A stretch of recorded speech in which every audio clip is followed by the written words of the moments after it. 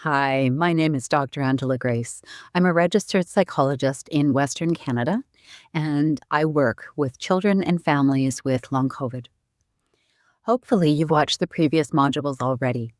In Module 1, I introduced you to some basic facts and statistics about chronic and post-viral illnesses.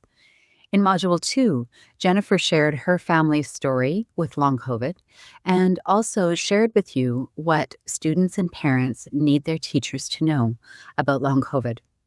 In Module 3, Kara shared information about long COVID, dysautonomia, and ME/CFS. In Module 4, What Can Educators Do?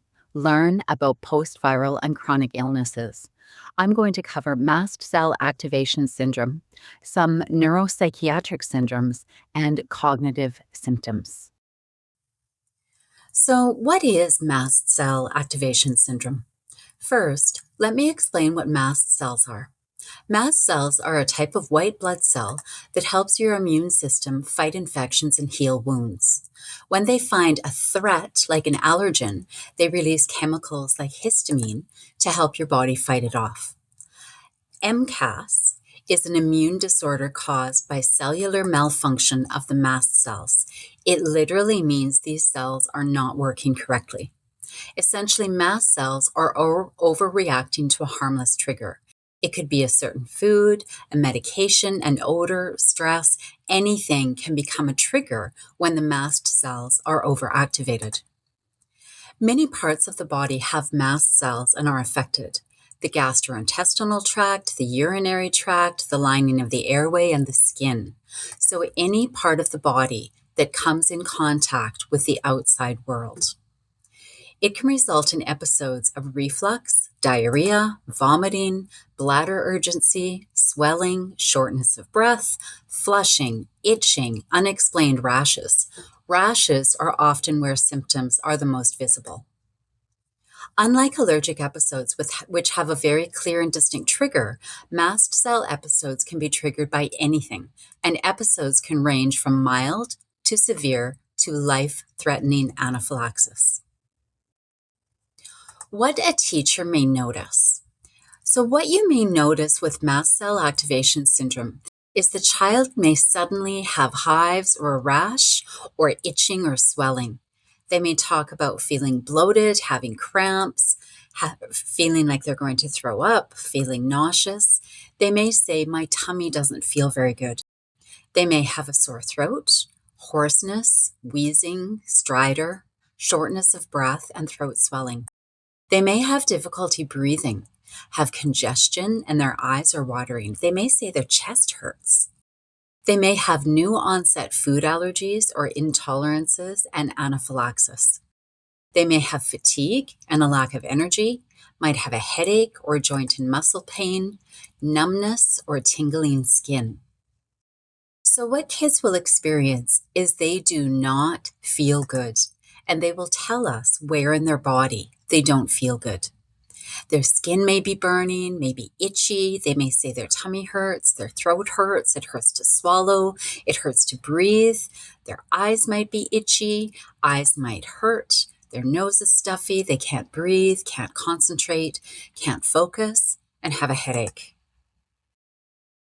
While managing MCAS in the classroom can feel like a big responsibility, it's helpful to remember that MCAS is a medical condition where the immune system is essentially overreactive.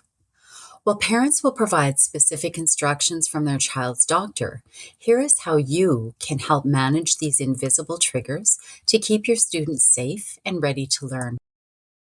One of the biggest challenges for these students is a high sensitivity to odors and chemicals. You can support them by encouraging a scent-free classroom. This means no essential oil diffusers, scented plugins, or strong perfumes. You may also need to switch to scent-free dry erase markers and unscented, non-toxic cleaning supplies. If the family provides a portable air cleaner, please allow its use. These units filter out pollen, dander, and chemicals before they even reach the student's system, creating a safer indoor environment for all. While sharing snacks and food is a wonderful part of childhood, Unfortunately, for a student with MCAS, even a small bite of the wrong thing can be unsafe and cause a potentially severe reaction. This is why you'll see them sticking strictly to a specialized diet sent from home. It's their primary defense against a flare-up. To support this, you may need to institute a firm no food sharing rule in your classroom. This will prevent any accidental exposure to triggers. Beyond just what they eat, it's important to look at how they eat. During a flare-up, some students experience difficulty swallowing or severe fatigue, so they may need extra time to finish their lunch or snacks. Also, please encourage them to sip water throughout the day. Staying hydrated helps soothe an inflamed or swollen airway, which is a common and uncomfortable symptom of their condition. Because MCAS affects the whole body, the student's needs can change from day to day. Some days they may require more frequent bathroom breaks due to GI symptoms or higher water intake. On other days, you may notice that they seem confused or checked out. If this happens, please be patient and allow for a rest break because a mast cell flare is likely what's affecting their focus. Finally, every student must have a documented emergency plan for anaphylaxis. Please make sure you're familiar with their specific triggers and know exactly where their medications are, like antihistamines or an EpiPen. At the end of the day, MCAS is a medical issue, but your support in managing the classroom environment and diet makes a world of difference. Reducing symptoms, keeping them comfortable, and in helping them to ensure they can focus on what really matters, learning. So some excellent MCAS resources are Back to School, Supporting Safe Learning. It's a comprehensive pack for teachers that offers tailored strategies, tools, and resources to support the unique needs of children with MCAS. So Mast Cell Action is an excellent website that will have a lot of resources for you. There's the School Freedom Kit, which is a resource for families to use to share information with schools to create a plan for children with MCAS. And there's also Casper the Chameleon, a children's book. Next, we're going to cover neuropsychiatric and cognitive symptoms after infections. When a student returns to school after an illness and simply isn't themselves, our first instinct is often to consider mental health or a learning disability. While those are very real possibilities, we have to recognize that infections can cause these exact same neuropsychiatric and cognitive symptoms.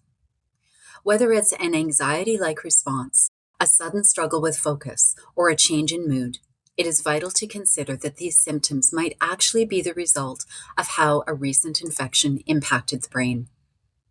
Some infections can actually cross the blood-brain barrier, triggering sudden, drastic changes in how a student thinks or acts.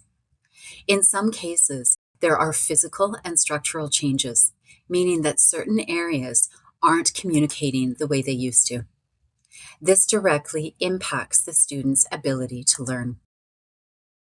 For example, when the frontal lobe is affected, this is the area that regulates emotions and impulse control. It might seem like a student is a totally different version of themselves, struggling with behaviors they used to handle with ease.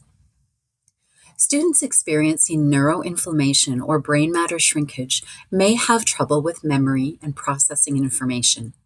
It's vital to remember they are not being difficult. It's not that they won't follow directions. It's that their brain can't process them in that moment. We really need to look at this differently. A lot of the time, these symptoms are rooted in biology and behavior. To give you a frame of reference, it often looks and feels a lot like a concussion or a mild traumatic brain injury. While we often hear the term brain fog, that label can actually minimize the reality. We're actually talking about major neurological disruptions that impact day-to-day functioning, emotional processing, behavior, and quality of life. It is incredibly hard to keep up with school or maintain friendships when your brain feels like it's constantly recovering from a physical hit. Because of this cognitive dysfunction, their brains simply cannot function at the same capacity they did before the infection. To help you understand how infections can impact the brain, we've included a link to this 5-minute video on PANS and PANDAS. It explains how an out-of-control immune response can trigger these sudden shifts in behavior. It's the perfect reminder that what we often label as difficult behavior can actually have a very real physical cause. Let's keep that in mind as we move into our next section on PANS and PANDAS. So PANS or PANDAS is one type of neuropsychiatric syndrome. PANS is Pediatric Acute-onset Neuropsychiatric Syndrome. It can be a sudden onset, sometimes overnight after an illness.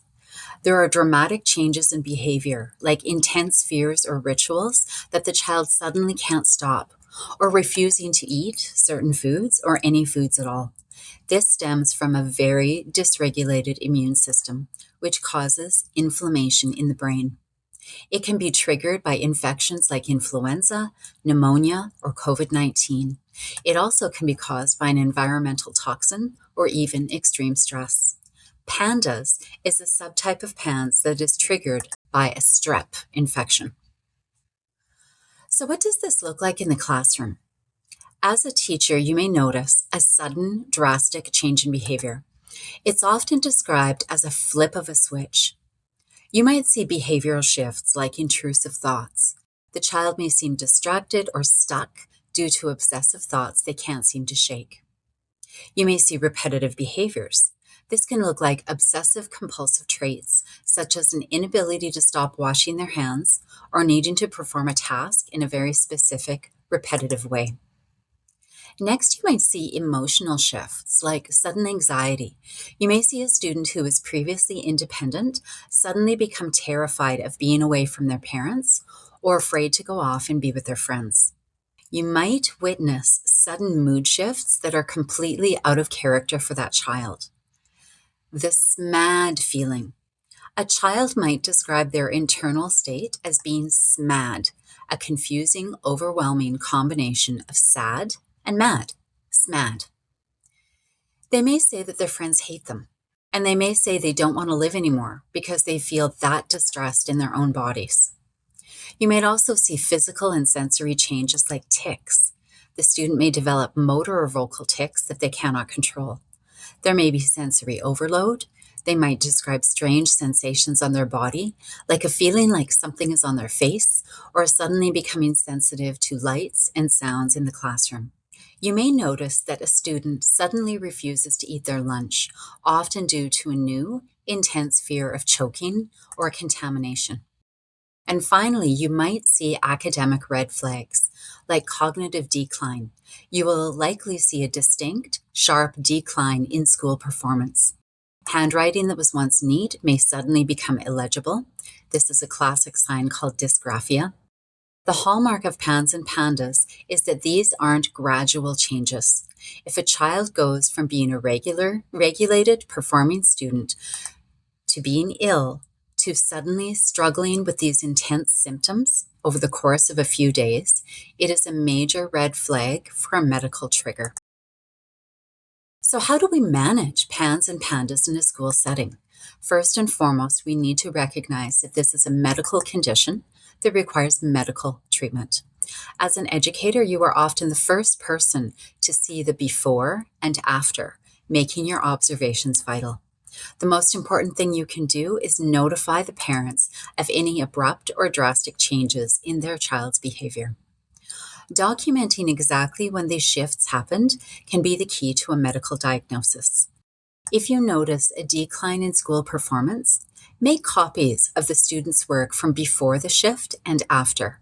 This gives the parents something visual to show their child's doctor.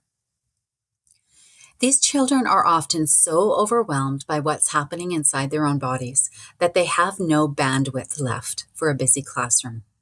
You can help them regain a sense of control by limiting sensory overwhelm. Consider offering a quiet room, noise-canceling headphones, or even sunglasses. If the child is struggling to process information, you can limit their assignments to the must-know concepts.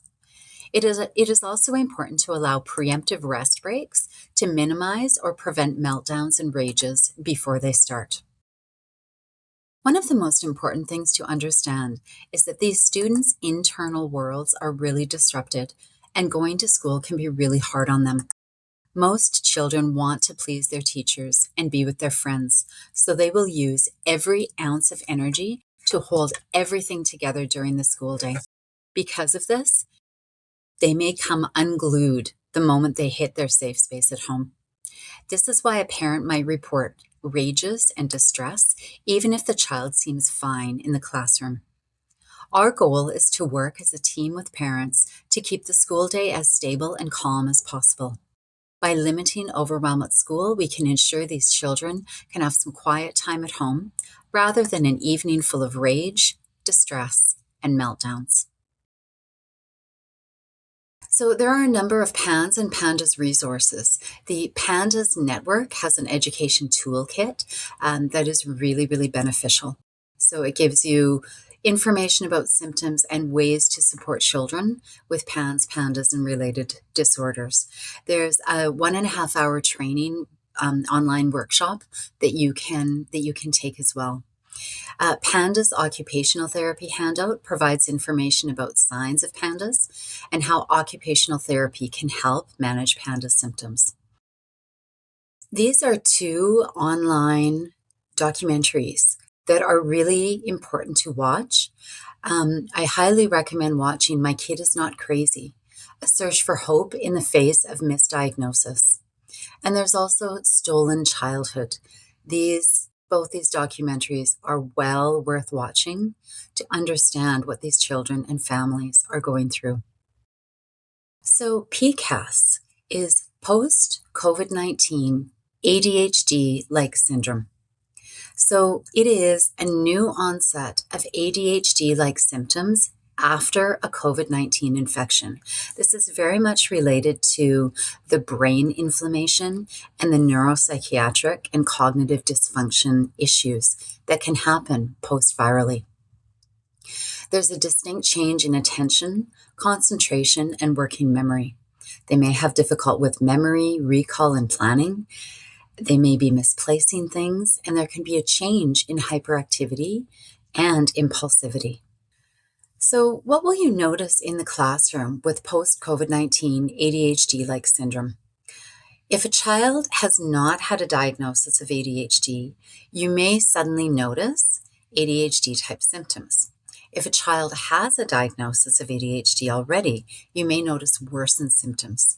So there's going to be hyperactivity, impulsivity, difficulty with focus, attention, or working memory, a change in the quality of work, and a change in typical behaviors. A child may describe it as, I forget, I can't concentrate, this is hard, my brain feels fuzzy. So how do we manage PCAS? Well, as we've discussed previously, notify the parents of any changes in the child's attention, concentration, working memory. If you notice any hyperactivity or impulsivity, you can allow breaks when needed. You can limit distractions, noise-canceling headphones, seat the child away from high traffic areas. You can provide fidget chairs or toys. You can provide class notes and study guides. You can provide extra time to complete in-class work, assignments, and tests. And you may need to prioritize what is most important for this child to complete and focus on that. They may not be able to complete all of it, but they can still show their learning in other ways. Cognitive dysfunction and headaches. These are very common in chronic and post-viral illnesses. The inability to think, to concentrate, to remember, as well as having a headache, can really impact daily life and functioning. It can contribute to difficulties with memory, concentration, decision-making, and problem-solving. There can be increased forgetfulness. People lose their train of thought. They can't follow the plot of the class book. They find it hard to make decisions, finish tasks, and follow instructions. It can be really hard to read and to write if you're not thinking clearly or have a headache. There can be changes in behavior, emotional regulation, and communication. Kids may have trouble following a conversation with friends. They may not be able to follow what you're saying as a teacher at the front of the room. They may have trouble finding the right words when answering questions or completing assignments. So what you may notice, there's an inability to focus and concentrate. There may be a slower processing speed, a decline in printing or writing skills, in math skills or drawing skills. It may take longer to read or complete assignments than usual. They may be forgetting lesson plans from the day before. They may have their head on the desk and say they have a headache. So a child just may say, I don't feel good. My head hurts. I can't think. This is too hard. My brain isn't working. I don't remember. So how do we manage cognitive dysfunction and headaches? Well, it may be beneficial to provide class notes the day before so the student doesn't have to multitask. It may be beneficial to provide extra time to complete in-class work, assignments, and tests. And remember, things don't have to be completed all on the same day. It may be that an important part of the test is completed on one day, the child needs a break, and you can complete more on the next day. So break it up according to what the child can manage. There may be preemptive rests for a student that struggles at a specific time of day. Afternoons tend to be harder. Children often use up all their energy in the morning and can struggle in the afternoons. They may actually need to go home. They may need to have a modified class schedule. And also allowing the use of word prediction software, spelling functions, read-to-write apps, written-to-read apps, and calculators and reference notes, all of those can be beneficial to a child. So there are a number of resources that you can utilize for cognitive dysfunction and headaches. So understood.org provides comprehensive information on learning and attention issues, including resources on accommodations. It also has classroom accommodations for executive functioning challenges. Psychology Today has an article about 10 essential classroom accommodations for ADHD. Attitude Magazine offers articles, webinars, and resources on ADHD. And Migraine Canada has a collection of resources for students, parents, and schools that include podcasts, videos, and frequently asked questions. So these are some samples of grade 1 coloring. So this was a young child in grade 1 before contracting COVID-19, had really good coloring skills, was able to stay in the lines, use different shading, have it very, very complete. And then after contracting COVID-19, their coloring significantly changed.